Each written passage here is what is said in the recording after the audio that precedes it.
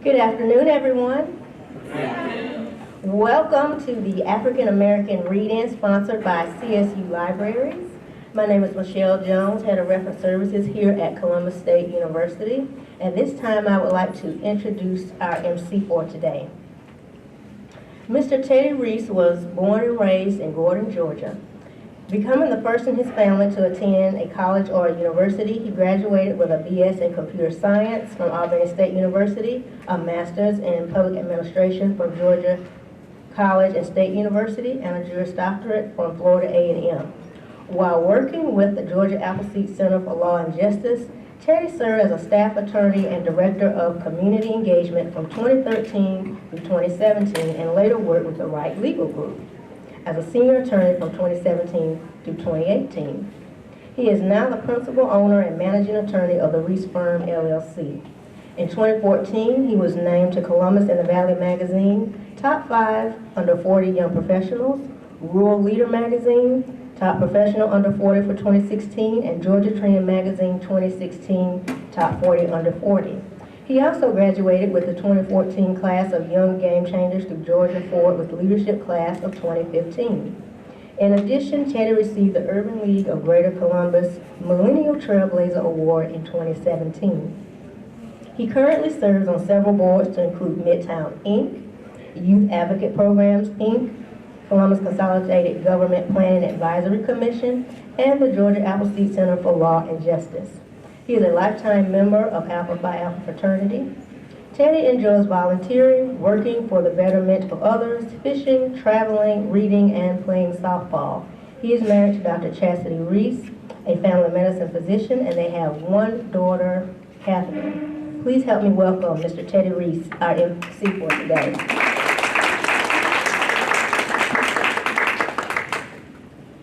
Hello everyone, how are you guys doing today?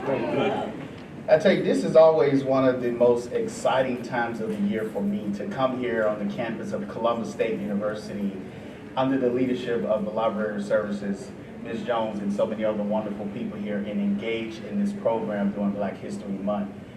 You know, this is the time of year where America pauses to pay tribute and to evaluate the history and reassess where we are as a community, as a country, and basically as the world, because so many people within the African American history they've not only impacted locally and nationally, but they've had impacts around the world. And I think many of you will agree that America is what she is because she is so strong due to her diversity. So many people from so many different races and genders and cultures and backgrounds have come together to create the most powerful, the most tenacious, the most ambitious country that this world has ever seen. But today we're going to pause to take a particular look at African American history. And I tell you, I'm extremely excited because we have some amazing speakers that are here today to speak with us personally about some of the pieces that they like themselves. We have some very powerful people that are here speaking today. We have some people here that have made history within their own right here locally. And when we think about local history in Columbus, Georgia, local Black history, and we think about movers and shakers like Mr. George Ford, we think about individuals like Mr. A.J. McClung, when we think about Promise King and how his court case changed the course of politics around the United States of America, when we think about people like Dr. Thomas Brewer, who has an elementary school named after him, but the influence that he had on society here in Columbus, Georgia, we are to be extremely proud of our contribution of our city to Black history, not only here locally, but across the United States of America. And with that, I'm not going to prolong us any longer because I'm excited to hear from our guest speakers today, to hear their insight, their interpretation, and why they like the pieces that they chose. We're going to start today with another amazing young leader here in our community, Mrs. Day, and let me see if I can get this right. Sharika. Yes, Sharika Day. You know, we have this thing, Sharika and I went back and forth for about a couple years. She's like, you said my name wrong. I'm like, I'm so sorry. I'm so sorry. But Sharika she's an amazing young lady. She's an employee at Aflac with over 20 years of experience. She is known for being a team player, a philanthropy, and for her colorful, outgoing spirit. And I tell you, she has the attire to match that colorful, outgoing spirit. Sharika has been recognized as one of Aflac's top volunteers. She's been recognized by Georgia Trend 40 Under 40. Yes, yes, yes, yes, I see, okay. And she's also been recognized by Columbus in the Valley 5 Under 40. She's active with American Red Cross and recognized as a hometown hero, just to name a few. She's also active on several boards, the Columbus Symphony Orchestra, Partners in Education, Girls Inc., and CSU Riverside Theater. She is currently now transitioning through the Georgia Leadership Program, Leadership Georgia, which I'm a graduate of 2015, so I know you're having an amazing time. And she loves thought-provoking questions, and if you don't believe that, go to her Facebook page and you'll see. She has this on at any given moment, any given day, she posts a question and we're all like, what should I say to that? So I'm very, very excited to hear what Ms. Day is going to share with us today, and at this time I want to invite to the podium Ms. Sharika Day.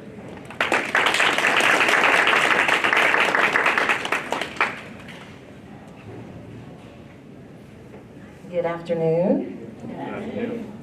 So, like Teddy, I am happy to be here. I did go to Columbus State University, and it's amazing how much has changed since I've gone. I actually went right when it was shifting between Columbus College, Columbus State, and every time I come, it seems like there's a new building or parking garage or something that has popped up. And so, just happy to be here, and also to be part of Black History Month. Of course, that's the month that we all celebrate, during the year to give recognition to Black history, but for most of us, we're celebrating the whole year. So the work that I chose is The Warmth of Other Suns. It's by Isabel Wilkerson. And just brief background, last year I had the opportunity to attend a conference in Atlanta with the City of Columbus, and it was about reclaiming vacant properties. The purpose of that conference was, it's a national conference that happens once a year, but the purpose was to bring communities together to talk about vacant properties and redlining and different things that have happened over the years and how a lot of communities are taking back their properties. My interest in going to that conference is because I see where Columbus can benefit from some of the changes that are going on and how we can help to make our city a more unified community. And so I attended that conference just to find out what it was that other cities were doing, how they're incorporating art into their community, what they're doing to repurpose some of these rundown buildings and so forth. And the guest speaker at the conference was Isabel Wilkerson, who's the author of the book that I chose. She talked to us about just how back in the day, without even recognizing it, there were a lot of shifts in how people moved from the South and what that did to impact how banks lent money, how how people decided to move away from these properties because Black people had arrived and the negative stereotypes that encompass that. But her focus was on the Great Migration, which is something, honestly, I had never heard about. We all probably know it, but I never heard a title behind it. And so the Great Migration is a time period that happened starting in 1917 up through the 1970s, where there was a mass migration of Black people leaving the South to head north and to head west. It was not announced. It was, people were tired. They were tired of not being treated like citizens. They were tired of being beat down, and so they decided to do better for their families, for themselves, and they started moving away with the hopes of being up north, hopefully to have a better life for themselves and future generations. What happens in this book is it traces 3 different individuals and their families and shows just the impact their decisions had on their family. It's a thick book, y'all, but it's a good read because of the way that it captures their stories, why they left. Everybody left for different reasons. Obviously, the underlying reason was the fact that they were tired and they wanted better. But they left to be able to go to the north and have promise of better for their families. I'll read just a few paragraphs from it. What also drew me to the book was it talks about, like, most of us have roots in the South, and you can trace your family. Like, my mom and dad are both from Mississippi, and we have roots. We have family that are in Chicago, family in Detroit, family in Milwaukee. Most of the people that left were leaving and headed up wherever the train lines would take them. And so if you look and think about your family, if you have family from Louisiana, from Mississippi, Alabama, you probably will be able to trace that line to one of the railroad lines that went up north. And I thought that was interesting with my family because we do. And so I'll read a couple paragraphs from it. This one is just in the introduction. It was during the First World War that a silent pilgrimage took its first steps within the borders of this country. The fever rose without warning or notice, or much in the way of understanding by those outside its reach. It would not end until the 1970s and would set into motion changes in the North and South that no one, not even the people doing the leaving, could have imagined at the start of it or dreamed would take nearly a lifetime to play out. Historians would come to call it the Great Migration. It would become perhaps the biggest underreported story of the 20th century. It was vast, it was leaderless, it crept along so many thousands of currents over so long a stretch of time as to be difficult for the press truly to capture while it was underway. Over the course of 6 decades, some 6 million Black Southerners left the land of their forefathers and fanned out across the country for an uncertain existence in nearly every corner of America. The Great Migration had become a turning point in history. It would transform urban America and recast the social and political order of every city it touched. It would force the South to search its soul and finally to lay aside a feudal caste system. It grew out of the unmet promises made after the Civil War, and through the sheer weight of it, helped push the country towards the civil rights revolutions of the 1960s.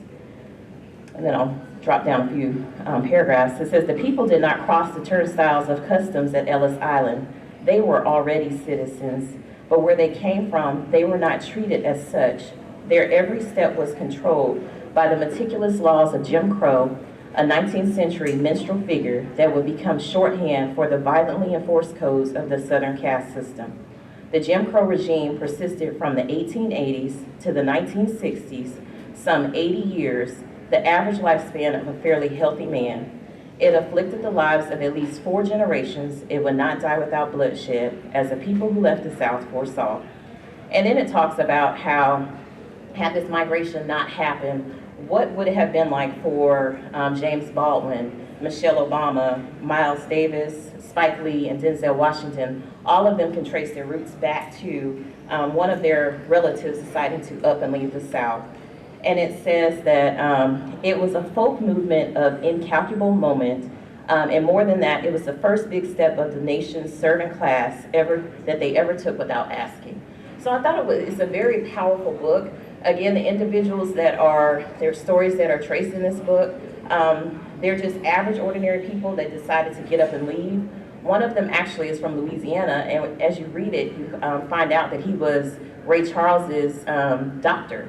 And so just in that magnitude, what they were able to do, how they impacted society, the way that the land is set up today, laws, eventually making Jim Crow, for all of them to step back and to look at how they were treating people. And of course it took time and revolution, but we are where we are today because of that mass movement. And so again, I encourage you, this is a really good book, it's a good read. And the last thing that I'll close out with was one of the statements that I thought was really interesting. If I can find it. It says that the Negro American has survived at all is extraordinary.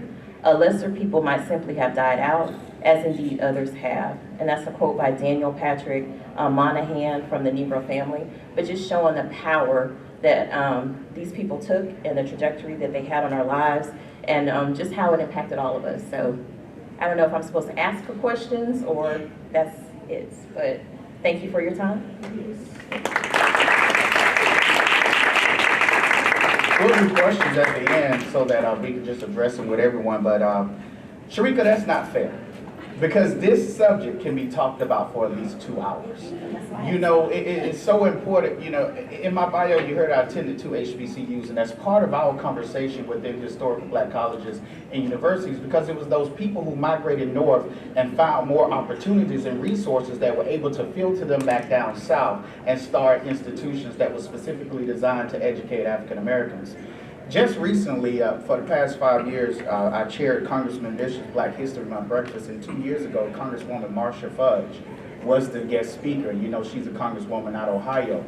Well, the mother of the mayor of Buena Vista, Kevin Brown, was determined to meet her because she said, that's my maiden name, and the only Fudges I've ever come up with were right there within Macon County, Oglethorpe and Montezuma, Georgia. And lo and behold, Marcia Fudge was able to share with her that her grandparents and great-grandparents migrated from Macon County, Georgia, from Oglethorpe and Montezuma. And that illustrates exactly what you're talking about. But recent trends have been that more people moving back down south. It does touch on that. It touches on that as well. Thank you for sharing that with us. That was an amazing piece. Let's give her another round of applause. All right, next we're going to have another wonderful friend of mine. I promise you, I didn't create the list. I'm just here emceeing the program, but all of them are awesome people. Ms. Jones did a phenomenal job. And that is the Reverend Dr. Marlon Scott Sr. He hails from Augusta, Georgia, our sister city on the other side of the state, and credits his parents for their love, dedication, discipline, and positive outlook that provided him growth in all areas of his life. He earned a BA from Morehouse College, a Master of Divinity from the Methodist Theological School, and a doctorate in ministry from Gordon Conwell Theological Seminary.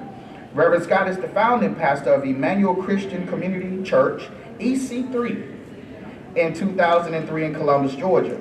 Emmanuel is a ministry that has positively impacted the community with outreach programs and is out-of-the-box ministry style. He is a sought-after speaker for revivals, leadership lectures, schools, and marriage conferences. Pastor Scott's encouraging and inspiring message can be heard daily on the radio broadcast, The Empowerment Hour, through the greater Columbus area.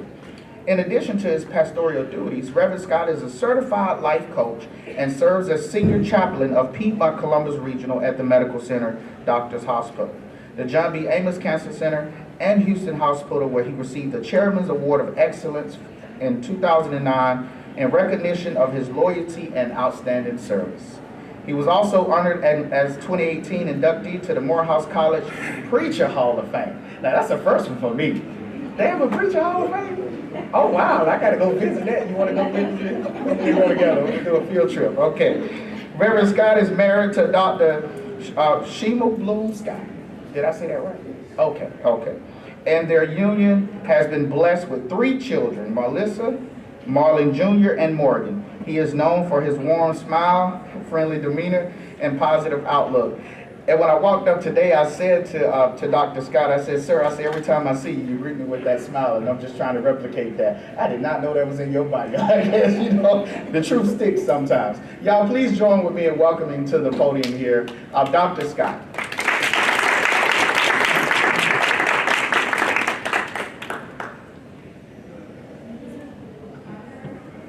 Good afternoon, everyone. Good afternoon. I didn't know you were going to say all that.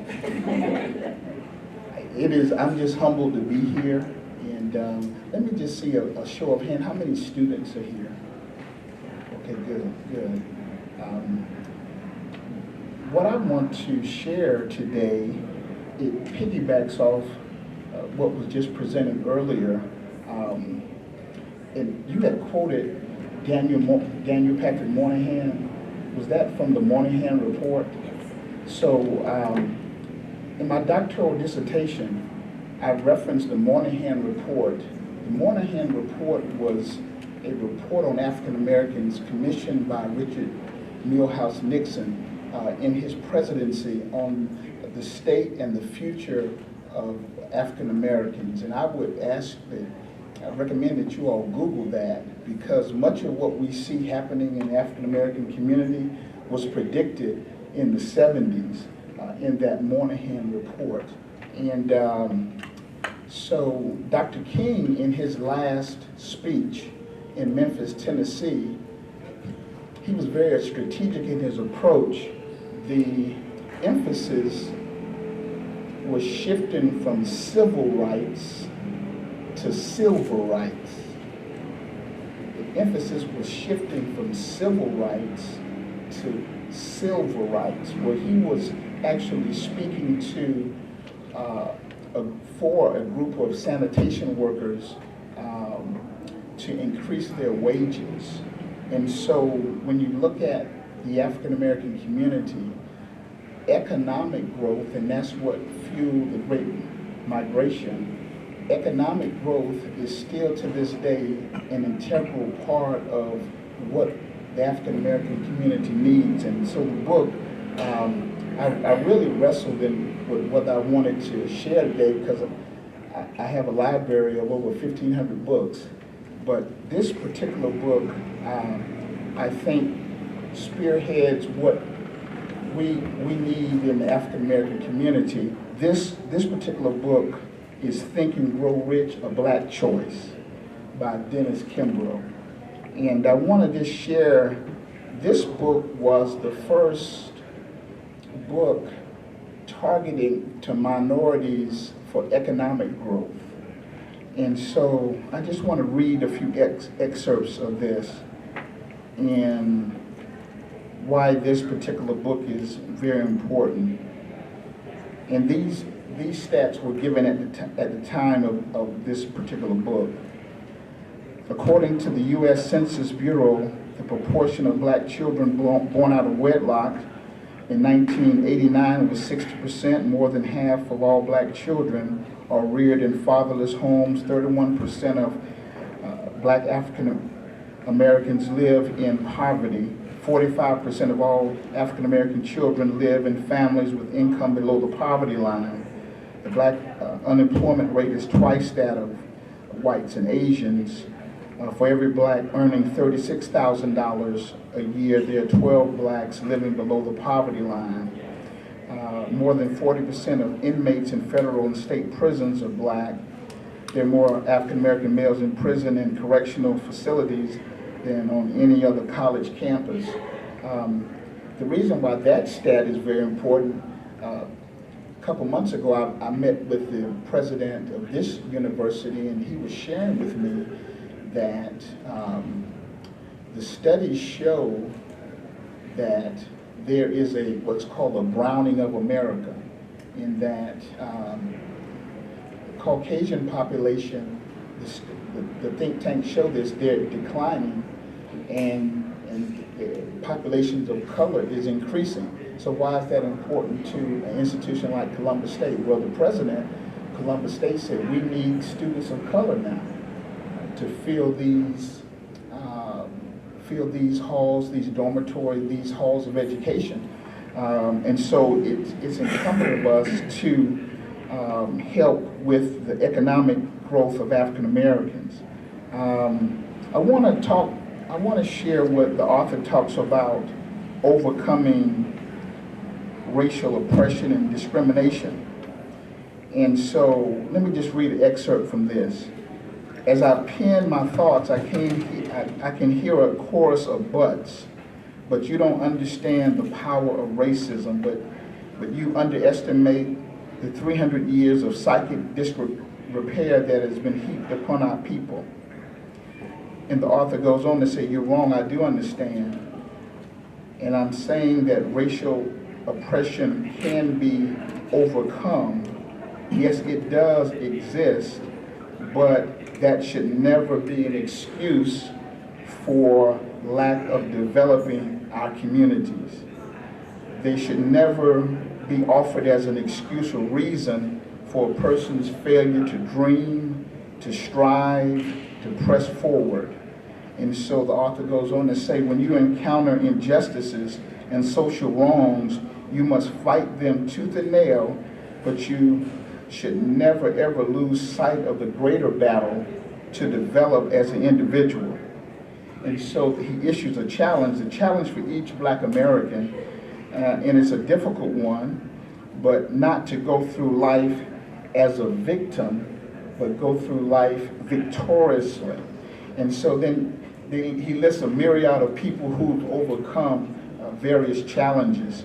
I'd like to just skip to, I want to read a portion on self-help, then I want to read a portion on resiliency, and then that'll be it. About self-help, he says, there are no open doors to the temple of success. Everyone who enters must forge their own way.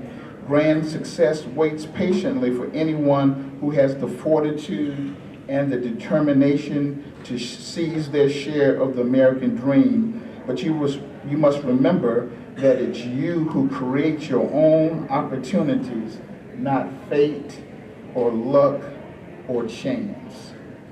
Then I want to talk about resiliency. But before I do that, I want to make a disclaimer.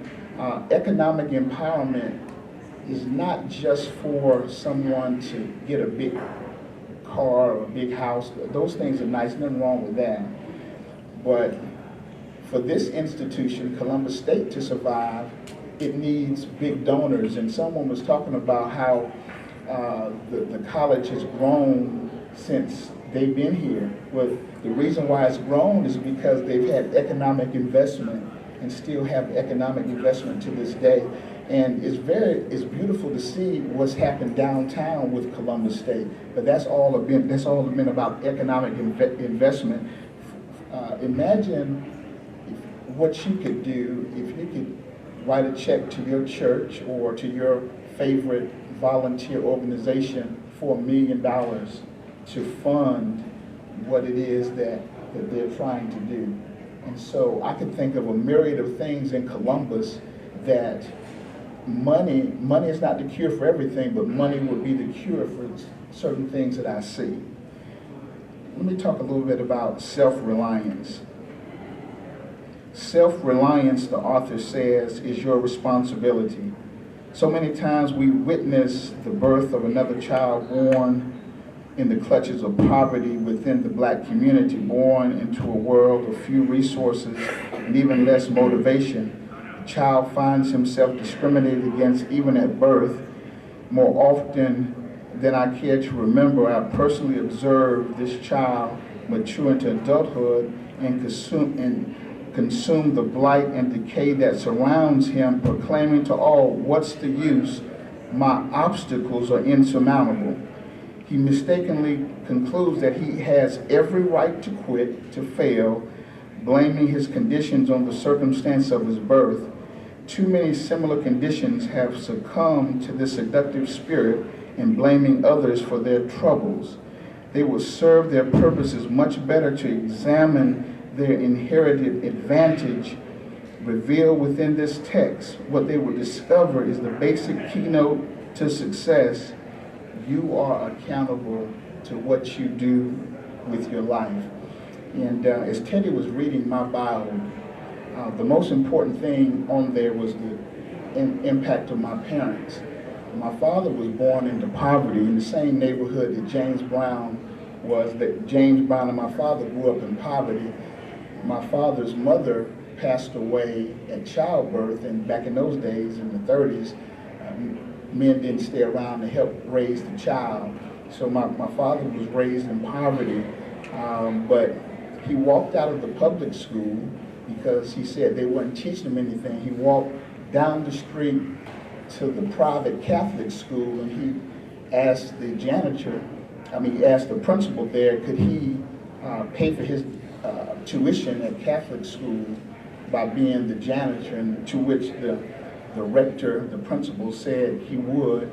And make a long story short, because of God's grace and self-reliance, the same high school that my father walked out of as a student, he walked back into as a principal, and he sent 3 young men to Morehouse College. And so when we talk about Black History Month, we want to read books like this that will motivate us to be self-reliant, to not make excuses, and to strive to make the world a better place, not only for our African American communities, but for our world, for our country as a whole, because as we can all agree on, no matter what side of the spectrum you find yourself, Republican or Democrat, our nation needs some serious help.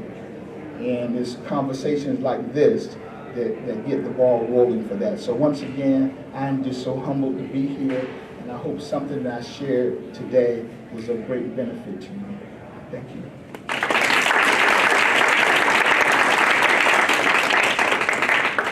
Wow, Dr. Scott, that was awesome.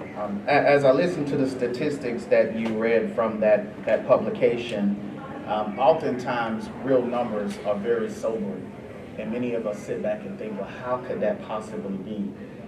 But during those same time frames, we forget about places like rural areas, like where I grew up, just about 70 miles southwest of Augusta, on the other side of San Andreas, Georgia, before you get to Macon. Those statistics that you read still hold true today. You know, I was raised by a single mother. I was the first to go to college. We lived in poverty. You know, we didn't have central heating there, had a fireplace. Then we elevated to a gas heater where we had to keep the can with the water and make sure the air didn't get dry. You know, those are conditions that many of us have to live in. But one thing that was absolutely amazing about those conditions is that we cannot deny, even in those single parent situations, black women stood strong. And where they had to raise black men, many of them did a phenomenal job at doing so. And they should be credited for a major portion of black history as to why we are today as a culture and as a people, because of black women. And with that said, I want to highlight another amazing black woman here in our city. When I first moved to Columbus, Georgia, one of the first people that I met was our chairwoman of the school board, Pat Hughley Green. And I was instantly amazed with her leadership and her ability to maneuver under such pressure when so many people know how to do her job better than her. Isn't that something? When you get into a job, other people know how to do it better than you. And, but Pat, she stood her ground, and she worked with my organization, Georgia Appleseed, very closely. It's something interesting when you're a nonprofit coming into an education and academic arena and you're telling them, hey, let me help you do your job better. We were not educators, we were lawyers, but we were good at studying best practices and said, hey, these are some things that we can do. And the leadership on the board, like Ms. Hughley Green, she said, yes, let us embrace some of that. And she led with that leadership. And with that, we were able to significantly begin to reduce the number of out-of-school suspensions amongst African-American males and females here in Muskogee County. Working together, we were able to secure a $2.5 million grant to work with children with disabilities, a federal grant. We were able to secure over $200,000 in other outside funding to implement PBIS here in Muskogee County. And that was because the leadership of our school board was willing to engage in private-public partnerships to make that happen. A little bit more about Ms. Hughley Green. Pat earned a Bachelor of Arts degree, in broadcast communication from Johnson C. Smith, which is in Charlotte, North Carolina, those of you who don't know, and a master's degree in leadership from Tennessee State University. Another great institution. She is committed to the daily operations of the family business as a licensed insurance agent for Carolyn Hughley State Farm Insurance and Chief Administrative Officer for Hughley's Facility Management and Janitorial Services. Pat serves as the president-elect for the Georgia School Board Association and chair of the Muskogee County School Board, serving her 4th term. Her service to all of the students, parents, and employees of the Muskogee County School District is to ensure that every child learns and reaches their highest potential, and their environment is conducive for learning and working.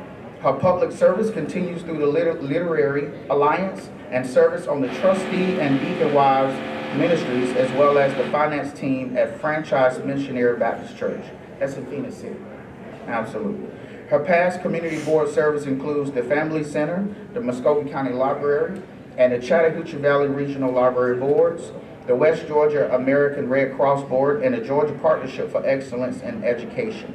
Some of her awards have included the Community Service Award from the Curio Afro-Latino in 2017, the African American Female Role Model of the Year from Fort Middle School in 2014, and the Service to Mankind Ernestine Mack Award from Alpha Kappa Alpha Sorority in 2012. Now, Ms. Pat Hughley Green is a lifetime member of Delta Sigma Theta. My wife is a member of Alpha Kappa Alpha, so congratulations on that award. Pat is married to firefighter Kevin Green, and they have 2 children, Kevin and Kayla. In her free time, she is an avid book reader and shares this joy with her book club. For Pat, service means to give of oneself to assist others. Service requires you to go above and beyond for the greater good. Please welcome to the podium our chairwoman of the Muskogee County School District School Board, Ms. Pat Higdon-Green.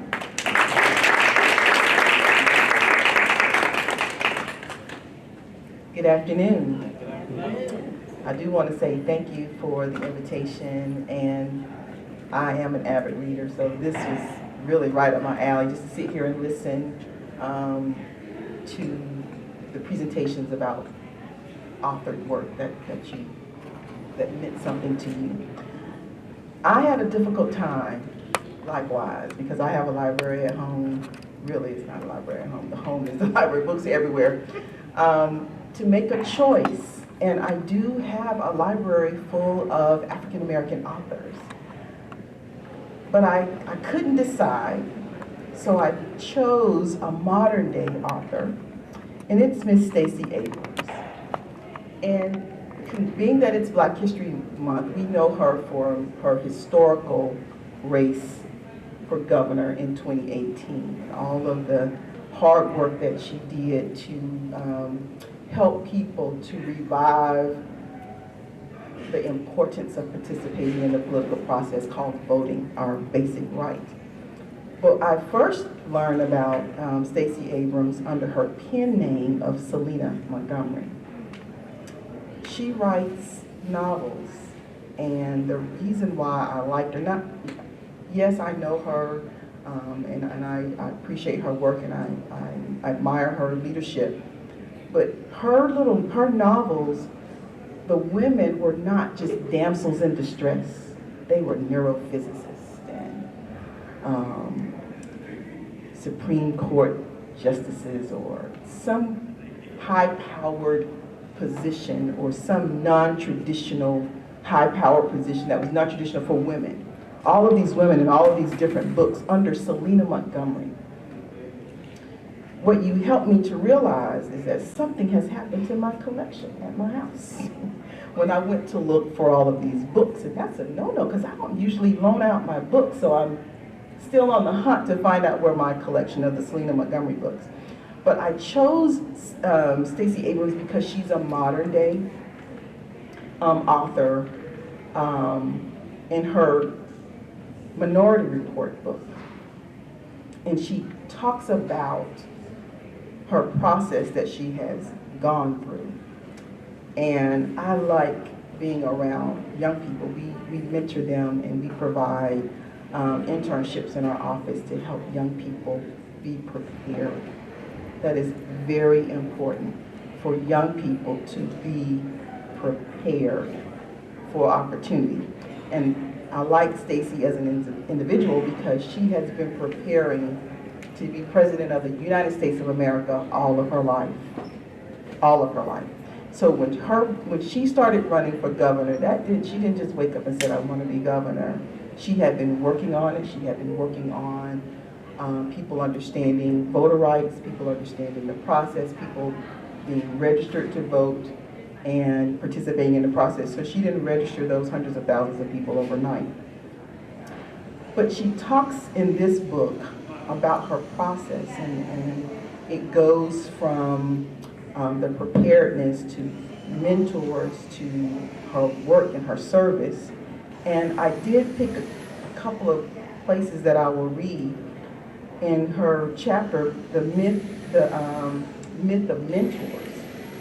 And she was explaining that mentors aren't always people that are in some high position that you are striving to be. A mentor could be the person that helps you, stay on the ground, keep your feet on the ground. And so she says, I don't have traditional mentors. Instead, I have curated support, training, and advice from an array of alliances, advisors, and friends, and an a la carte approach designed for maximum input and flexibility for a range of circumstances that can defy the conventional wisdom of success.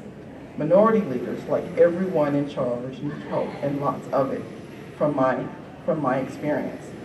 We need guidance, redirection, a sounding board, and correction. But we also have to learn to excavate our whole experience find the right people to help us along. First, we have to understand what we are looking for. Are we looking for a counselor, a gatekeeper who sneaks us inside, or a phone a friend who knows the right answers? Eventually, most of us will need all of the above. Then we have to be worth the time and effort required, which calls on us to do the hard work of being able to engage and sustain these vital relationships, to build real connections, to construct broad networks, and to learn how to be good at being helped, which is sometimes very hard as a leader, because people have agendas, and people, when they're coming to you, they normally want something, and you want to make sure that you're always in a place to help and be receptive of needing help. And another place in the Minority Report, she talks about prepare to win and embrace the fail. We must be willing to learn, however, gaining that knowledge can be a humbling experience. A minority leader who can be wrong has had the audacity to approach rivals or co-workers or subsidiaries and say, teach me. But let's be honest, we have to be careful who we ask for help or to whom we admit ignorance. Here's where your version of mentors, that personal board of advisors, can be helpful. Remember to reach out to those who may have safe ways to help you gain access and tutelage. Have your resources ready, as I did with a young lady that worked in human resource that she spoke of earlier in the book. She said, I took notes of my concerns and brought them with me to get advice. I did the same thing during my meeting with the city attorneys who she was over. She said, being wrong also extends to our judgment of others. It is a searing hurt to learn that you're dead wrong about the values of another person, a revelation that can leave you feeling betrayed and angry and stupid. That's often why leaders refuse to admit they are wrong. Not only have we at times chosen the wrong person, but sometimes we have been wrong in gathering opinions and weighing our own feelings and seeing the truth of another's character. Whether the choice was a personal one or a professional one, we must be able to admit that we are wrong about others. And she was talking in the book about misjudging someone because maybe someone else influenced you with their opinion or their experience. And we all have to draw from our own experience with one another. And so it's very important when I talk to young people that your experience needs to be your experience. Don't adapt my experience, whether it be a negative experience or if I tell you that it was a positive experience, but let that experience be yours and take the information as knowledge to guide you so that you can be prepared. And being a child who came up in poverty, also in a single mother's home, my mom raised 4 children, we had to always display great character and hard work. And I try to encourage young people that it's not just your turn because you said it's your turn or because you feel like you're ready or that's something that you want. Work and be prepared. Find out as much as you can the background and what's required to be not just successful but efficient. You got to be good at it. You got to discern and understand what your purpose is and do that, which is your purpose, not my purpose, not what I think you should be. And that's what I tell my own children. What is your purpose? Let's explore and talk about that and not just think of something out of the blue because you think you would like to do it and say it's my turn and then you go get it. Prepare for it. What have you done? What's the groundwork? Prepare for it. And that's why I like Stacey Abrams, because she is a ultimate planner. She's very thoughtful and methodical in everything that she does, and she plans and prepares so that when that opportunity comes about, it won't be because she wasn't ready or she wasn't chosen or selected because she didn't meet it with preparation. she will be prepared for the next step and endeavor and anything that she pursues. And that's what I try to encourage young people as I speak to them all the time. Be prepared. Do the hard work. Don't think about it and write it down on paper. And for God's sake, don't just Google it and say, I can name the steps that's required to get there, but actually be prepared. Put in the hard work. Put in the hard work so that your preparation will meet the opportunity. And that's why I chose Ms. Stacey Abrams, because it is something that I talk to young people all the time about being prepared and how to prepare and understanding your purpose and walking from there. So thank you again for the opportunity.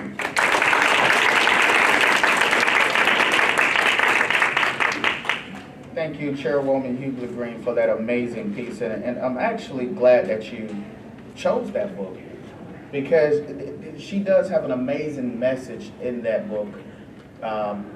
You know, and certainly something that was drawn from that is when you are prepared, and which you hit on it very, very hard, your level of preparation has to be determined by you.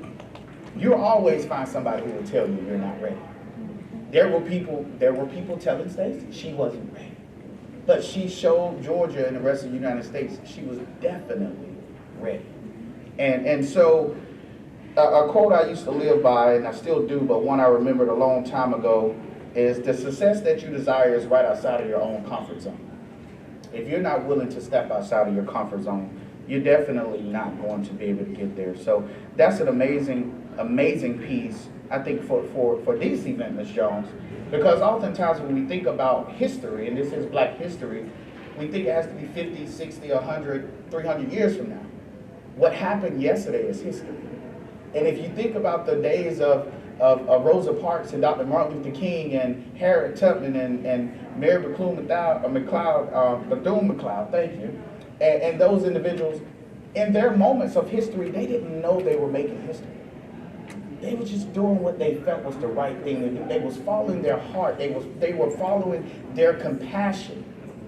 They were leaning on that moral arc of what they knew was right. As Dr. Martin Luther King said, he was seeking that beloved community. He wasn't looking to be quoted in books or to put on statues or to be placed in museums. That can't be your goal and your initiative. Your initiative has to come from a great place, and it has to come from the heart. And I think that Ms. Stacey Abrams, Attorney Stacey Abrams, the Honorable Stacey Abrams, highlights that extremely well in that book. Thank you for bringing that piece to our attention today. Next, we have with us Bria Berry, Halle Berry's little sister. Bria joined the WRBL News 3 news team in October of 2018 as an anchor reporter after serving as a digital content producer and specialist for WBRC Fox 6 News in Birmingham, Alabama. A graduate of the University of Alabama at Birmingham, Bria earned a Bachelor's of Arts degree in journalism. During her tenure there, Bria became a member of Alpha Kappa Alpha, did I say it right? Alpha Kappa Alpha Sorority Incorporated, served as president of the Broadcast Education Association, treasurer of the UAB chapter of the Society of Professional Journalists, and a member of the campus television station Blazer TV. Bria is a proud Blazer and is excited to mentor future journalists of her alma mater. Before graduating from college, Bria worked as a traffic personality for Summit Media in Birmingham. There she recorded news and traffic segments for multiple stations. It was there when Bria realized she wanted to transition to broadcast television. Bria has always been a ball of entertaining energy. She loves skating, spending time with her large family, and traveling. And I will tell you, she probably needs to add to this list that she's also a part-time comedian. Bria and I had the pleasure and the honor of judging a spelling bee at Raymond McCullough School of the Arts a few months ago. And it was extremely entertaining to be in the room with her, but needless to say, we all were extremely impressed with our young kids that we have here in our school district and amazing things that they've been able to accomplish. Without further ado, I'm going to go ahead and welcome to the podium our next speaker, Ms. Bria Berry.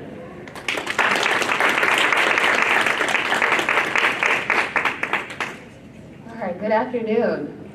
Some great speakers before me. I hope I can do y'all justice this afternoon. It's really gloomy outside, but I hope I can lift your spirits as well. First, he's already told you who I am and what I do for a living. My name is Bria Berry, and I work for WRBL. Originally, just a little background of who I am, I was a producer before knowing that I wanted to actually be on television. In fact, I used to say I wanted to be on TV, but I was afraid of what people would think. Afraid that I probably couldn't speak as fluently as my peers or people I went to school with. But I had to step out of my comfort zone, as Teddy mentioned, and I had to tap into something in an unknown place.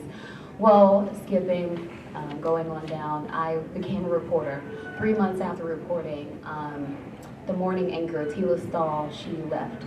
They told me that they wanted me to anchor, but I had to get 2 years of experience. I only had 3 months of experience, and I got promoted to a morning anchor. God is good. I don't know if you believe in him, but you also have to have the willpower too. So I'm not gonna give you, God gets all the credit, of course, and all the glory. But because of my choices, I am where I am today. And not to mention, not to bring up age, but I'm just 24 years old. I'm just getting started.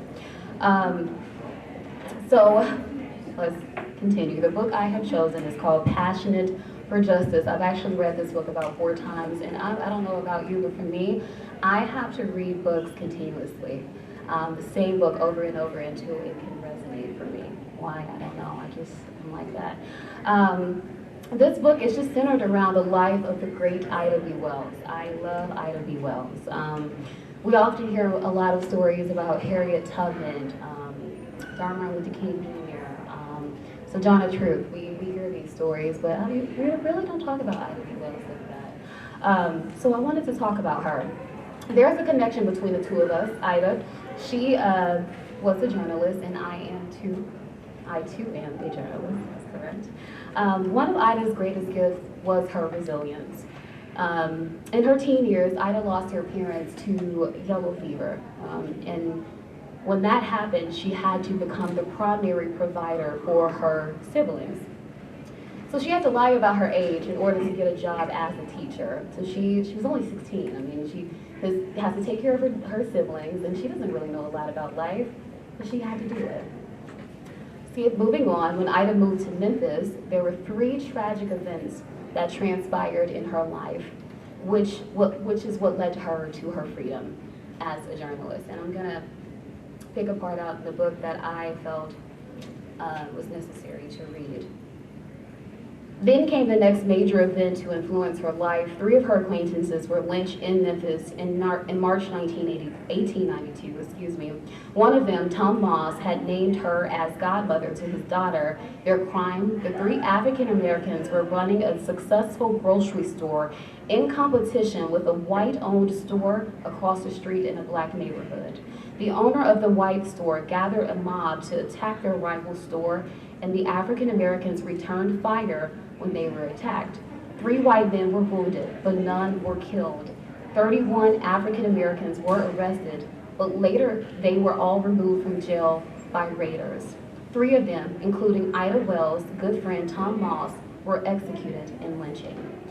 If she had not done so already, Wells began to connect the dots between the motivation for this lynching and many others. She discerned that the lynchings of black people were not responses to individual crimes, but rather part of a system-wide effort to reestablish white supremacy throughout the South. The charge of rape against black men as a justification for these murders now rang hollow for Wells. In response, she began a study of the 728 lynchings over the previous 10 years. She used white newspapers as her primary sources, and her findings were astonishing to all. Only 1/3 of those lynched were even charged with rape. Some were not charged at all, and others included assault and theft. Ida began to write about lynchings and the white justification in her paper called Free Speech. I don't know if you've heard of Free Speech. I've read about that a number of times. When whites down south got word of her message about her spreading the importance and awareness of lynching, they burned her office in Memphis to the ground, and she was threatened with being lynched herself if she were to return to Memphis. However, she continued to write and talk about the issues surrounding African Americans. Wells was a fierce speaker on the subjects of racial justice, the need to defeat white supremacy, and promote women's rights. A wise person told me once that if you don't stand for something, you'll fall for anything. Miss Ida B. Wells, she stood for racial injustice, and she stood against racial injustice and stood for free speech. Because I am a journalist, I am required to tell the truth, but detached. It's our job to report, but to be removed from the story. In the news industry, there's no bias. You all know that. If I completely disagree with something, I am told to keep my opinions far away from the matter of subject. I have no problem with doing that. But I often ask myself sometimes, when will I stand for something, just like my ancestors and the great leaders did before me? This question remains as I continue my quest to liberation, and if I'm lucky, I will soon find the strength and resilience like Mrs. Ida B. Wells. And that's all I have.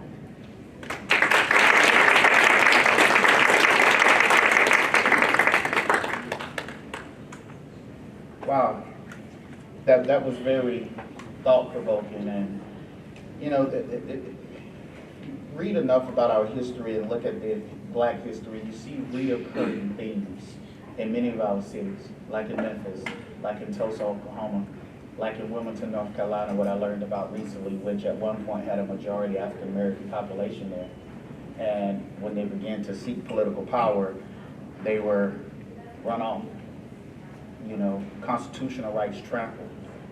The same constitution that many of us vowed to protect and serve, becomes irrelevant or became irrelevant during certain times of our history for certain folks. I think the majority of us as Americans just simply want to live in a country where the rule of law applies equally to everybody. And that's the crux of what Ida B. Wells was just touching on, how the rule of law was applied separately for certain folks. And we still have those challenges today, even on a national level. We're seeing now where there's unprecedented interference with the Department of Justice in ways in which we've never seen before. We have to be concerned about that as Americans, because when we begin to move the bars of justice and bend them in ways to where they're beneficial to certain people, at certain times we begin to blur the lines of what's actually fair and what equal justice is. And if we can't measure what equal justice is, then we can't determine when justice should be applied. Thank you for bringing that to our attention. That was an amazing piece. Our last speaker for the day, one of my good friends who recently married one of my, like to call professional sisters here in the city, those young leaders that maneuver Columbus, fighting for our young folks in progression and the ideas of our younger leaders and our elder leaders bridging the generational gaps and working together. He's a member of Omega Psi Phi, so I'm going to call him the tail dog today when it comes to this lineup of our speakers. Don is a branch manager of SunTrust, now Truist Bank. Did I say that right? That's correct. Truist Bank. So all of SunTrust is going to turn into Truist Bank. Ah, okay, all right. With a decade of successful experience in providing financial confidence to clients, Don holds an MBA from Troy University. Where did you attend undergrad, Don? Columbus State University, okay. A strong believer in the power of positive thinking on the road to financial peace, Don regularly invites his clients to financial workshops to help them reach their financial goals. A lifelong believer in the power of education, Don also is a part-time educator of adult education at Columbus Technical College. Don enjoys traveling, reading, and listening to jazz music in his free time. One thing I would like to add as it relates to Don is when you see this guy out in public, he's always calm, cool, and collected. There's nothing going on. It's like, he's one of those people when they walk up, they have their own theme music and their natural breeze just blowing. Everything is just so amazing around this guy. When he comes into the room, everybody's stress level drops. We don't need the stress balls. Just let Don walk into the room. And so I'm excited to hear what you're going to read to us today, because your conservative nature, people know you as a great guy, but there's still a lot that people would like to know about you. We're going to learn a little bit more about you right now as you come up here and share with us your piece for the evening and the brief discussion afterwards. Please join me in welcoming Don to the podium. Don.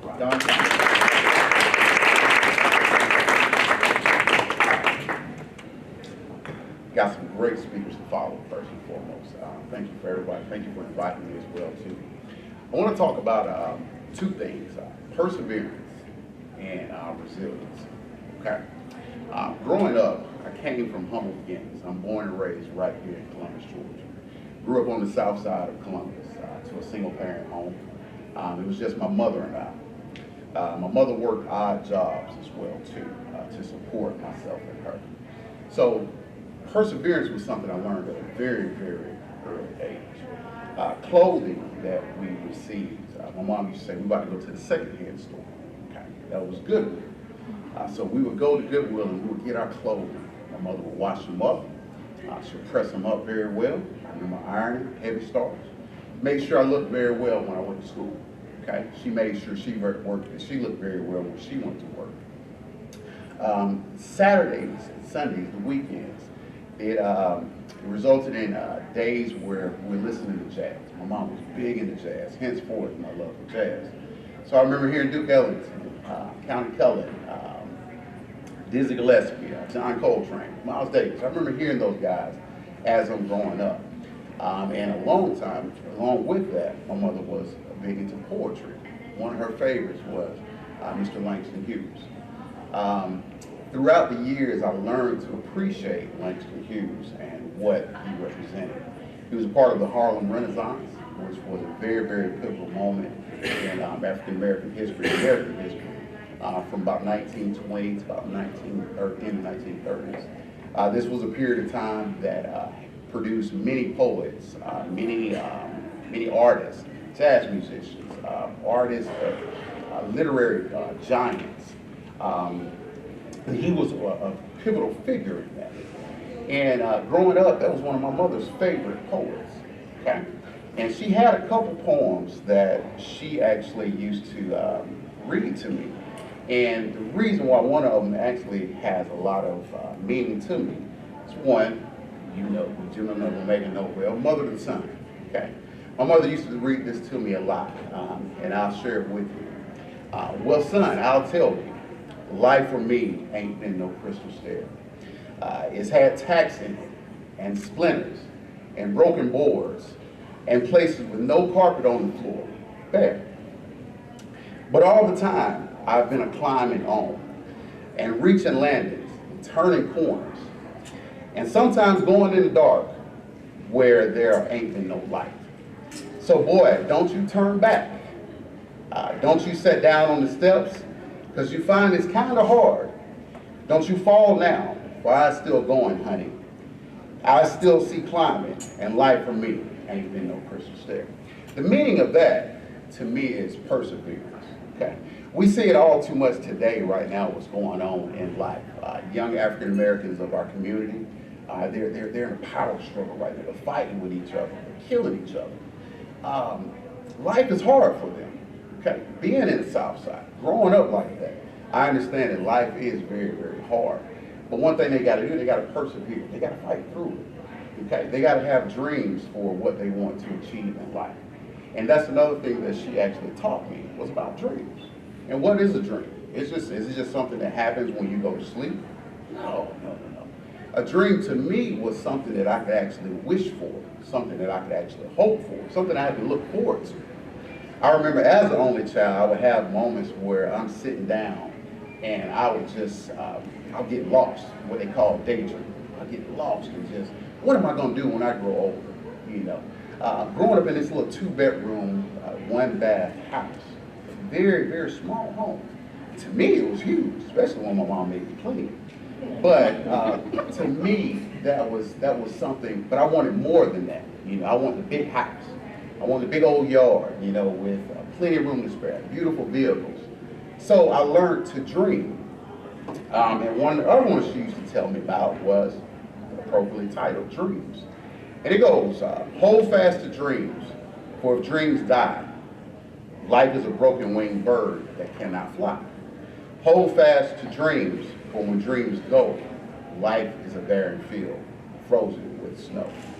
And so I lead with that you have to have a dream. And for all those people out there, the students that right now, you're living your dream out, okay? You're right now in the infancy of your career stage. Follow your dreams. Whatever it is that you want to do, go ahead and follow it, okay? And don't ever, ever let go of your dreams. Thank you so much.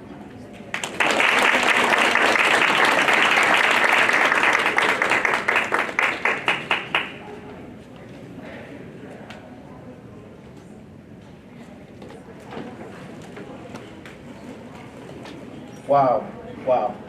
Well, I want to thank you for that piece. It kind of tied together a lot of what we discussed today with this amazing lineup of speakers that we've had for today's program. Before we call up Ms. Jones to close us out, I do want to just leave everybody with one little piece that one of the great leaders of our city, Representative Calvin Smyre, this is one of his favorite pieces, and when he said it first on my radio program, Sunday Conversation with Teddy Reese, my first time ever hearing it, and I was truly moved. And every opportunity I've gotten since then, I've shared this piece because it touched me so dearly. It's called The Man in the Glass. When you get what you want in your struggle for self, and the world makes you a king for a day, then go to the mirror and look at yourself and see what the man has to say. For it isn't a man's father, mother, or wife whose judgment upon him must pass. The fellow whose verdict counts most in life is the man staring back from the glass. He's the fellow to please, never mind all the rest, for he's with you clear to the end. And you've passed your most dangerous, difficult test if the man in the glass is your friend. You can fool the whole world down the pathway of years and get pats on the back as you pass. But the final reward will be heartache and tears if you've cheated the man in the glass. Again, I want to thank all of our guests today for providing literary pieces and their interpretation behind it. Let's give them all another huge round of applause for taking time out of their schedule to be here. Do you have any lingering questions before we have Ms. Jones to come close us out? Any questions? Ms. Jones, would you like to get a photo with the speakers of today up front afterwards? Okay, because you know it's like flipping on the lights. Once you close it out, everybody's going to scatter. Yes. All right, well with that, thank you guys. Thank you Columbus State University for having me for another year. This is always one of my favorite events. And I am lobbying already right now, Ms. Jones, for next year to please reach out to me because I look forward to this event during the month of February. Y'all, let's welcome back to the podium our amazing organizer and programmer for today.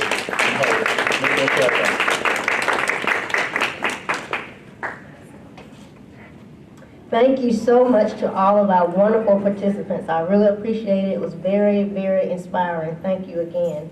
And thank you so much for contributing to our program today. And thank you again to Mr. Teddy Reese, our MC, who did a phenomenal job. I would also like to thank the entire library for your help in making this event possible. Special appreciation goes to Emily Cruz, our outreach librarian, who helped with food and publicity. Julie Calder, who helped with setup, logistics, and publicity. Eric Van Bibber, who helped with setup, and Alan Karras, Dean of Libraries, for helping to support this event.